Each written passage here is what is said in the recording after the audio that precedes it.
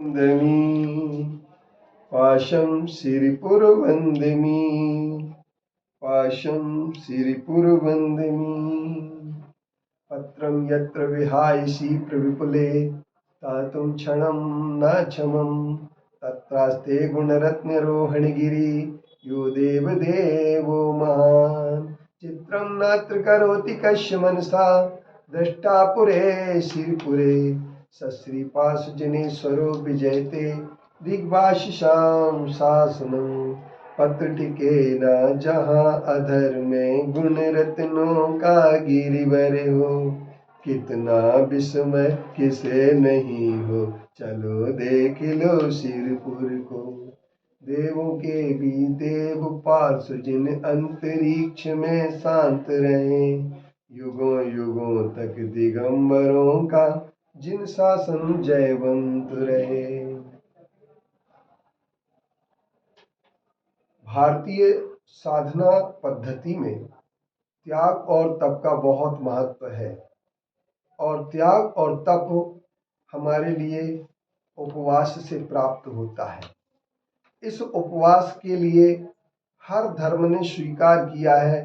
स्वरूप सबका अलग अलग हो सकता है, कोई उपवास के रूप में, कोई रोजा के रूप में, कोई किसी रूप में स्वीकार करता है। लेकिन एक सबसे बड़ी बात ये होती है कि जैन दर्शन ने इस उपवास की पद्धति को और आगे बढ़ाने की कोशिश की है। वैज्ञानिक दृष्टिकोण से खून को शुद्ध करने में उपवास का बड़ा योगदान होता है। मोटापा घटाने के लिए, हाई ब्लड प्रेशर और कई बीमारियों को ठीक करने में उपवास ही मात्र पद्धति होती है। हमारे यहाँ कहा गया है ज्वर में लंघन आँख को बंधन। ज्वर जब आता है तो उसमें उल्लंघन की जाती है। इस उपवास पद्धति को प्राकृतिक चिकित्सा के आकाश तत्व की पद्धति कहा जाता है। वैज्ञानिक दृष्टिकोण से भी यह पद्धति बहुत सटीक और सब कुछ सिद्ध होती है। कैंसर जैसी बीमारियों को दूर करने में उपवास का बड़ा योगदान होता है। लेकिन जैन उपवास पद्धति की सबसे बड़ी विशेषता होती है कि जैसे हर धर्म में अपनी तिथियों में कोई 11 को, कोई 13 को, कोई 12 को, कोई पंचमी को उपवास करते हैं, पर्व त्योहार में उपवास करते हैं, ये भारतीय पद्धति की है। लेकिन जैन दर्शन में अष्टमी और चतुर्दशी को सबसे पहले उपवास का रूप माना गया। लेकिन उपवास में क्या करें क्या न करें, इस चीज के लिए अकेले भूखे रहने को ही उपवास मात्र नहीं कहा गया है, किंतु उपवास के लिए जैन दर्शन ने कहा है कि उस दिन आप क्या करें। सबसे पहले उन्होंने कहा उपवास के दिन 5 पाप, हिंसा, झूठ, चोरी, कुशील, परिग्रह से दूर हटे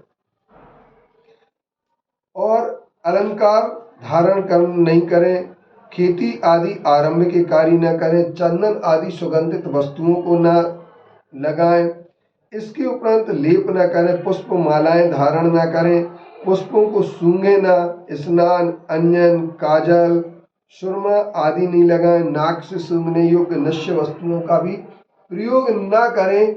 इन सब चीज के लिए उन्होंने निषेध किया है। यहाँ तक कि उन्होंने कहा तो फिर दिन भर अब आप ये ना करें, तो प्रश्न ये आता है उपवास में लोग समय को काटना चाहते हैं। समय को काटने के लिए कैसे काटें, तो कोई लोग फिल्म देखते हैं, तो कोई ताश खेलने लगते हैं, तो कोई कोई कार्य करने लगते हैं, कोई पूछते हैं तो कहते हैं कि हमारे लिए, ताकि भूख की याद न आए। लेकिन जिसने भीतर से त्याग और तपस्या को धारण किया है उसे भूख कभी याद नहीं आ सकती है। तो वो क्या करे, तो वो कहते हैं आलस्य को छोड़ करके उत्कृष्ट लगन के साथ व्यक्ति को धर्म रूपी अमृत का अपने कानों से श्रवण करना चाहिए और दूसरों को भी ज्ञान ध्यान तप में लगाने का प्रयास करना चाहिए। अब उपवास में एक सबसे बड़ी चीज आती है, 4 प्रकार के आहार होते हैं, खाद्य, स्वाद, लेह और पेय। इनको अपने अनुसार, शक्ति के अनुसार ही करना चाहिए। दाल रोटी जो होती है वह खाद्य है, पानी, दूध, ठंडाई आदि पेय हैं, लड्डू, सेव, पपड़ी आदि जो होते हैं वो हमारे स्वाद्य हैं, और इसके बाद रबड़ी आदि लेह पदार्थ हैं। इन चारों का सर्वथा त्याग करना उपवास कहलाता है।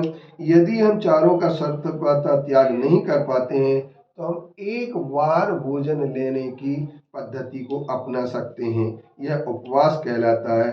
उपवास के बाद हम एकासन पूजन आदि करके भक्ति पूर्वक उपवास का त्याग करते हैं। आज हमारी षष्ठी है और कल सप्तमी है। कल बहनों का उपवास का दिन है और बहनें उपवास करती हैं, जिसको मुकुट सप्तमी या मोक्ष सप्तमी या पार्श्वनाथ निर्वाण दिवस बोला जाता है। और ये पार्श्वनाथ निर्वाण दिवस हमारा दूसरी बार सिरपुर में आया है। मैं इसके लिए बहुत भाग्यशाली हूँ। और इसके बाद आज हमें कल का दिन देखना है। कल यहाँ पर 42 साल बाद पहली बार लाड़ू चढ़ेगा भगवान पार्श्वनाथ के खुले मंदिर में नीचे जाकर के। आप लोग इस दिन का अवसर, अभी आपके पास मौका है, 24 घंटे हैं आपके पास। 24 घंटे में आप कहीं से कहीं भी हो सकते हैं। और इसके बाद हमारा जहाँ उपवास होगा पार्श्वनाथ विधान होगा और लाड़ू चढ़ेगा हर वेदी पर लाड़ू चढ़ना है। और ये हमारी 15 वेदियों में से जो हमारी 10 वेदियां हैं, उन 10 वेदियों पर अलग अलग लाड़ू चढ़ेगा। इसके बाद पार्श्वनाथ विधान होगा। पार्श्वनाथ विधान होने के साथ साथ शाम को एक बहुत अच्छी भजन संध्या चिंतन बाकी वाला की होने वाली है। जिस चिंतन बाकी वाला की इस आप निशा का भजन संध्या का लाभ लें और आज ही इस चीज के लिए आप तय कर लें कि आज का दिन बहुत अच्छा दिन है कि आप इस दिन में उपयोग करके, और उपवास तो करेंगे ही, महिलाएं करेंगी, बहनें करेंगी, बच्चे करेंगे। मोक्ष सप्तमी को खूब त्याग और तपस्या के आधार पर मनाएंगे। परंतु आज आपको एक ही बात ध्यान रखना है कि आप कैसे भजन भक्ति के साथ दिन गुजारें। कल का दिन आपके लिए अच्छा हो, आप स्वस्थ रहें, सुरक्षित रहें और भक्ति पूर्वक पार्श्वनाथ भगवान की उपासना का निर्वाण लाड़ू अवश्य चढ़ाएं। ओम शांति, ओम शांति।